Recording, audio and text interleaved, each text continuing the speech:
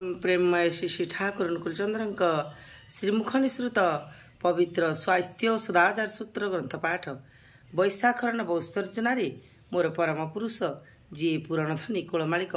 परमपिता तांक निकट में यहाँ एकांत प्रार्थना प्रति प्रत्येक जेपरी निरोग निरापद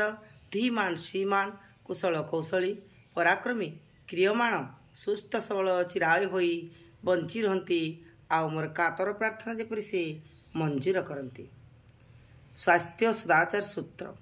शरीर ही कुह किंबा मन ही कुह विहित भाव रणनदीप्त जदि न थाए विन्यास विभूतिनिष्ठ होई जदि न थाए एक कथारे निष्ठा अनुगति और कृतिर सहित सुसंगतिशील अनुचलन रे जदि परिचालित न हुए ताहेले शरीर और मनर संगति मध्य ठीक रहेना सेमानंकर क्रियाकलाप मध्य विकृत हो पड़े अनुगति और कृति प्रवणता विन्यस्त हो उठी पारेना तेणु अप्रमत्त भी होई रही पारेना शरीर साथी मनर शरीर मन साथी परिवेश परिस्थितिर संगति मध्य भांगी जाउथाए सूक्ष्माति सूक्ष्म सम्मिलनी तात्पर्य और अंतस्थ जगस्थित नहीं